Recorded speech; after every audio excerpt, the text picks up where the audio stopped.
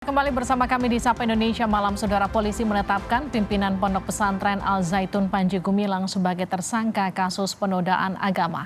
Panji Gumilang juga telah ditahan di Rutan Bareskrim Polri. Bareskrim Polri menahan pimpinan Pondok Pesantren Al Zaitun Panji Gumilang di Rutan Bareskrim selama 20 hari ke depan. Sebelumnya pada Selasa malam, Panji telah ditetapkan sebagai tersangka kasus penodaan agama. Status tersangka ditetapkan setelah dilakukan gelar perkara dan pemeriksaan Panji sebagai saksi. Telah ditetapkannya Saudara PG sebagai tersangka pada tanggal 1 Agustus 2023, penyidik telah melakukan pemeriksaan Saudara PG sebagai tersangka.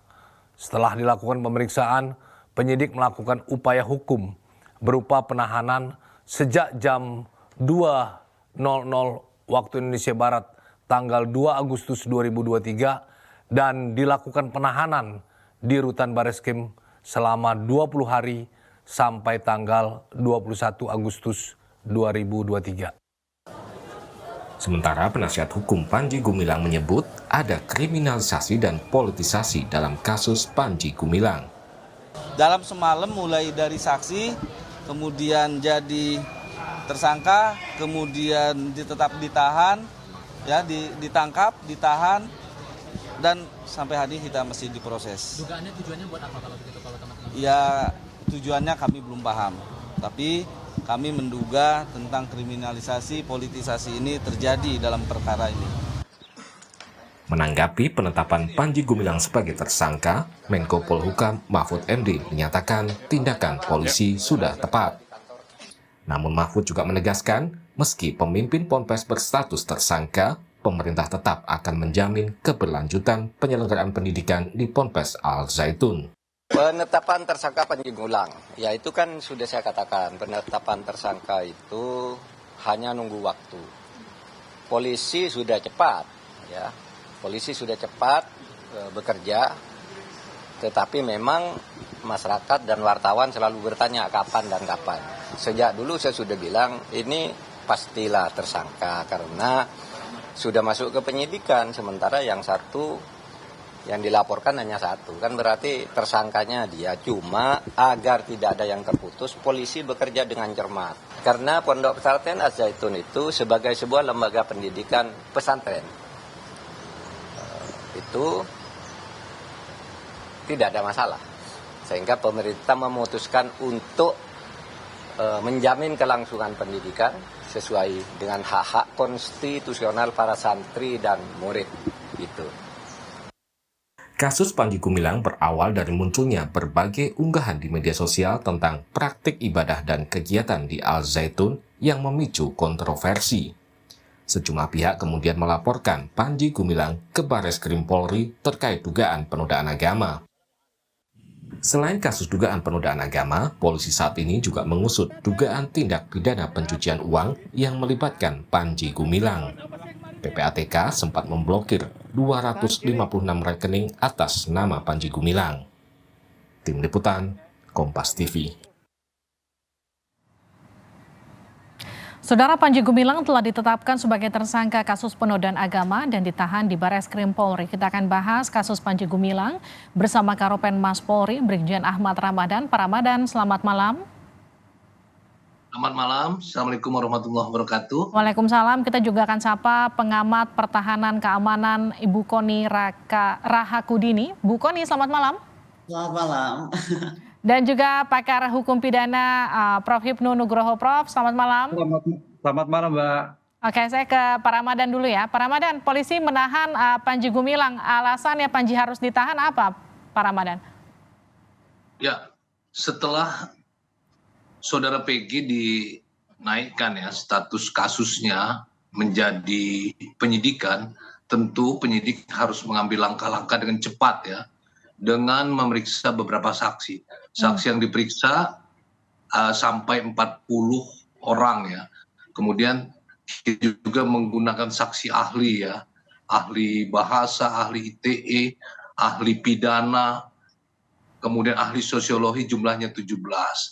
Kemudian juga barang bukti yang kita terima tidak serta-merta kita nilai, tapi kita lakukan analisa pembuktian secara scientific investigation dan identification dengan mengirim ke Laboratorium Forensik Polri. Nah, setelah itu rampung semua, kita lakukan pemeriksaan kepada saudara PG kemarin ya. Kemarin kita lakukan dan setelah itu kita lakukan gelar perkara. Jadi tahapan-tahapan kita lakukan sesuai dengan prosedural, proporsional dan profesional. Nah, ini setelah dilakukan gelar perkara, semua yang mengikuti gelar perkara, selain penyidik juga kita ada pengawas internal dari Itwasum segala macam, kita menilai layak saudara PG ditetapkan sebagai tersangka ya dengan melihat pasal-pasal yang dipersangkakan. Ya, kita menjerat dengan Undang-Undang ITE, juga dengan KUHP dan Undang-Undang Nomor 1 Tahun 46 tentang Peraturan Hukum Pidana. Baik. Sehingga tadi malam kurang lebih pukul 9 ditetapkan tersangka dan dilakukan penangkapan. Kemudian dini hari pada pukul 2 ya penyidik melakukan penahanan terhadap yang bersangkutan. Sehingga saudara PG sekarang statusnya adalah tahanan di Rutan Bareskrim Polri. Tapi Pak Ramadan, pengacara sebut ada kriminalisasi dan politisasi di kasus Panji karena proses pemeriksaan saksi, status tersangka, dan penahanan begitu cepat. Ya, seperti saya jelaskan tadi bahwa penyidik untuk menetapkan kasus ini, penyidikan harus memiliki alat bukti yang cukup. Sesuai yang diatur oleh KUHP.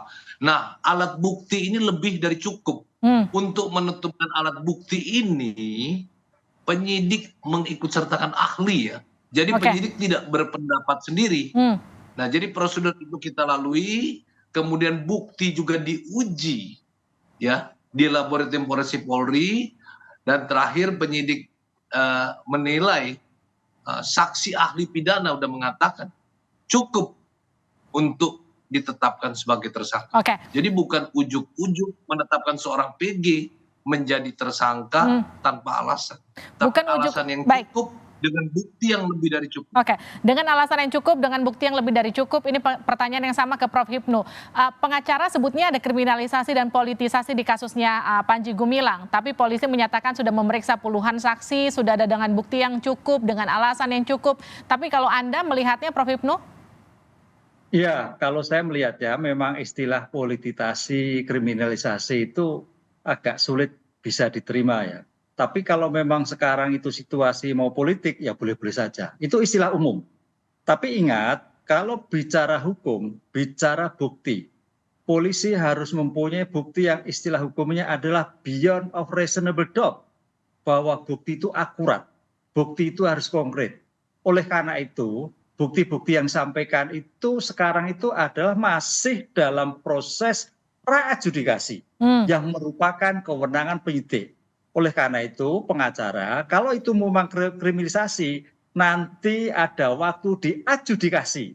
Disitulah adu bukti antara penyidik dan penuntut umum dengan bukti-bukti yang disampaikan oleh penasihat hukum. Karena pandangannya kalau kita melihat penyidik itu adalah mewakili negara, ada kegaduhan, ada bukti-bukti. Jadi bukti itu masih dalam arti versi.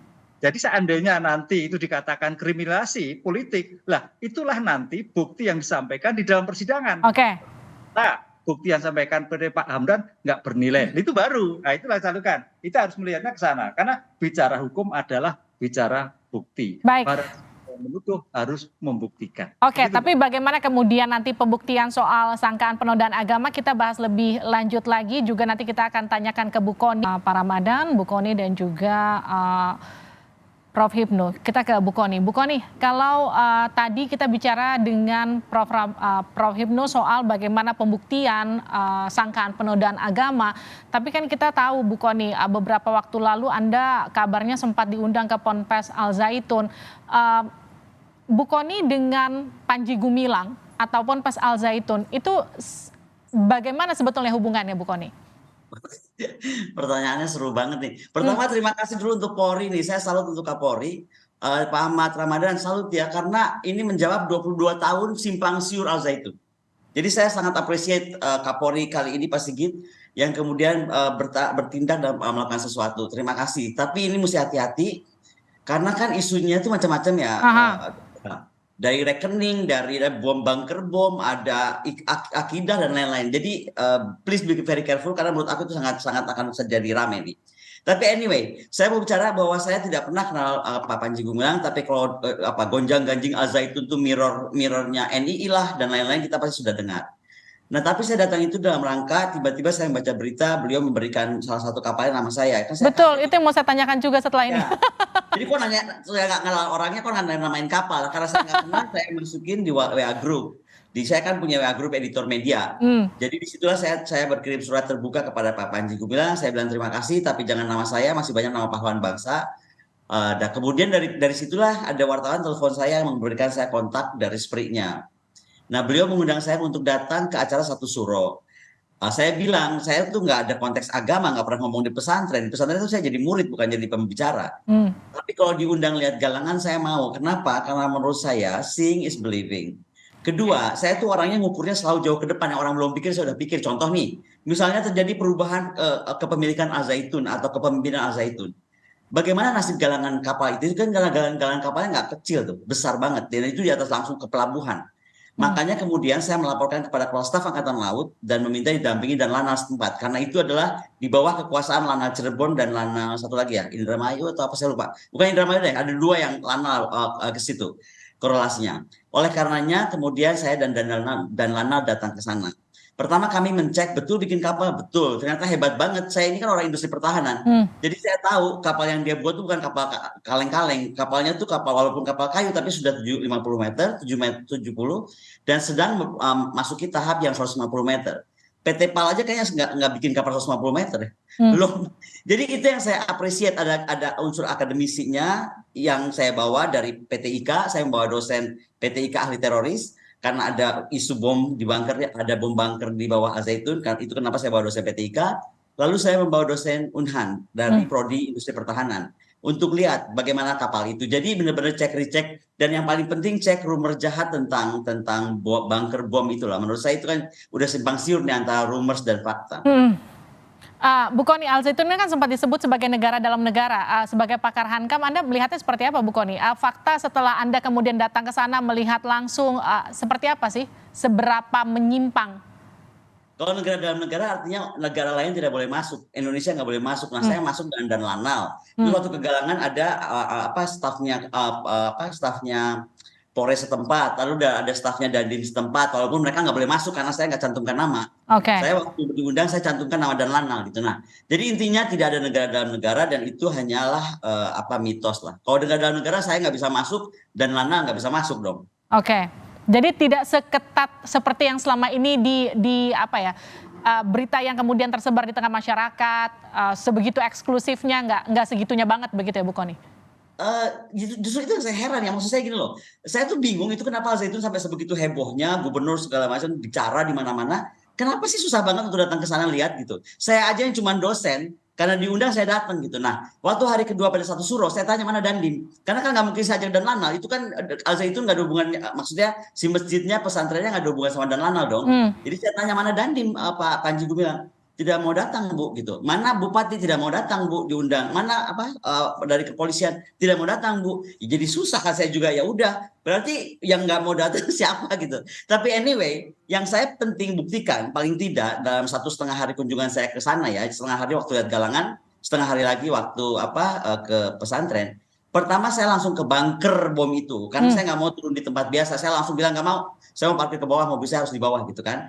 Saya lihat ada apa di sana, saya turun dan ternyata cuma kayu, banyak sekali kayu buat pembangunan di sana dan sudah berdebu, sudah berlaba-laba, jadi bukan overnight diganti begitu saja gitu. Jadi itu yang saya pikir saya harus sampaikan kepada publik gitu, bahwa ada yang rumors, ada yang fakta, tapi kalau urusan lain-lainnya kita serahkan kepada kepolisian. Buktinya sekarang Pak Sigit berhasil paling tidak satu aspek kita akan nanti buktikan apakah betul atau tidak. Bu Kony, kalau Anda tadi sempat berbincang, berinteraksi langsung dengan Pak Panji Gumilang, kemudian kalau Anda sempat kemudian ngobrol, berbincang, bertukar pikiran, ada nggak kemudian ide-ide atau pemikiran Pak Panji yang kemudian berbeda atau dianggap menyimpang?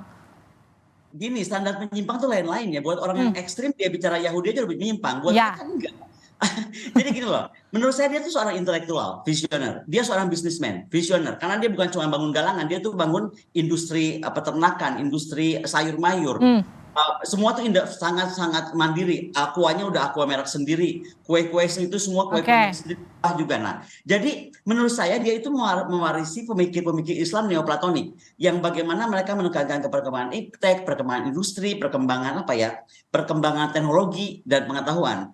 Jadi menurut saya itulah kenapa dia mengcopy. Artinya, karena saya pernah sekolah di Israel, saya jadi langsung ngomong, oh ini Anda tuh bangun kibbutz ya, saya bilang, keberdikarian, kemandirian gitu. Oh iya memang artinya mazat itu adalah kibbutz, dia bilang gitu. Jadi menurut saya, itu malah saya sih bangga, apalagi saya bilang bahwa ini dia mengikuti mazhab Soekarno. Mazhab Soekarno dalam artian beliau adalah keberdikarian, kemandirian bangsa gitu, kehormatan bangsa, menjadikan negara kita negara ekonomi laut biru atau ekonomi biru yang disebut itu. So I really appreciate from that side of from that kind of view, karena saya akademisi dan saya melihat beliau rektor lah, sama aja dengan pemimpin pesantren sama dengan rektor kan gitu. Oke, saya ke Pak Ramadan. Pak Ramadan, kalau tadi kita mendengarkan penjelasan dari Bu Kony, terus kemudian Anda juga pihak kepolisian sudah memeriksa puluhan saksi, bahkan juga ahli. Nanti pembuktian sangkaan penodaan agamanya dari sisi mana? Tentu pembuktian itu yang harus diuji ya, pertama adalah barang bukti yang telah kita dapatkan dari para pelapor dan juga kita uji di laboratorium forensik Polri. Seperti tadi Prof bilang ya, ketika nanti pihak dari saudara PG ataupun dari penasihat hukumnya ingin menggunakan ahli, nah silakan diuji, diadu di persidangan ya.